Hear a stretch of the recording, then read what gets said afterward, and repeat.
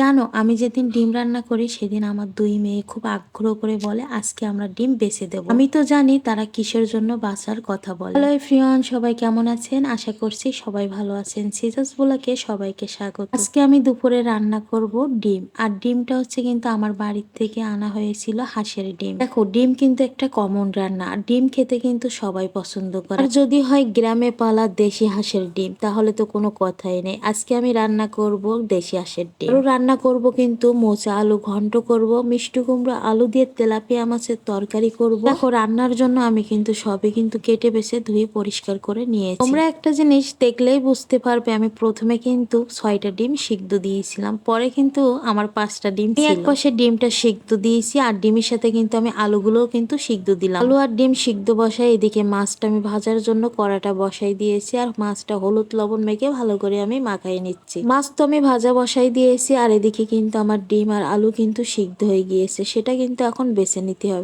সেই সময়টা আমার বড় মেয়ে আর ছোট মেয়ে কিন্তু ডিমগুলো বাছবে, আর বাছার সময় সেই 6টা ডিম থেকে 5টা ডিম হয়ে যায়। এদিন আমি সিদ্ধ ডিম রান্না করি, আর সেই দিনকে আমার মেয়েরা না সিদ্ধ ডিম খাওয়ার জন্য খুবই বায়না করে, তাই তো ওরা ছোলার সময় একটা ডিম নিয়ে নেয়। আমি বরাবরই ডিম যেদিন রান্না করি ওদের জন্য একটা ডিমই কিন্তু বেশি নেই। এদিকে দেখো, আমি কিন্তু মিষ্টি কুমড়োর তরকারিটা বসাই দিয়েছি, আর আমি মিষ্টি কুমড়োর তরকারিটা কিন্তু কাঁচামরিচ দিয়ে রান্না করব। এসব সাধারণ তরকার খেতেও কিন্তু অনেক ভালো লাগে। এখন কিন্তু মোচার ঘন্টটা আমি রান্না করব। আজকে আমি মোচা রান্নাটা কিন্তু পুরো নিরামিষ ভাবে রান্না করেছি। আসলে মোচার ঘন্টতে চিংড়ি মাছ দেওয়া বললে ভালোই লাগতো, কিন্তু আজকে আমার ফ্রিজে কোনো চিংড়ি মাছই ছিল না। মিষ্টি কুমড়ো দিয়ে তেলাপিয়া মাছের তরকারিটা কিন্তু আমি রান্না করে নিয়েছি। এদিকে কিন্তু মোচার ঘন্টটাও আমার হয়ে গিয়েছে। এখন রান্না করব ডিম আলুর তরকারি। ডিম দিয়ে আলুর তরকারি খেতে কে কে পছন্দ করে? আমার কাছে কিন্তু বেশ ভালোই লাগে। এদিকে দেখো, আমার ডিমের তরকারিটাও কিন্তু হয়ে গিয়েছে, আর কালারটা কত সুন্দর হয়েছে। আজ এই পর্যন্তই। সবাই ভালো থাকবেন, সুস্থ থাকবেন। ভিডিওটি দেখার জন্য সবাইকে অনেক ধন্যবাদ।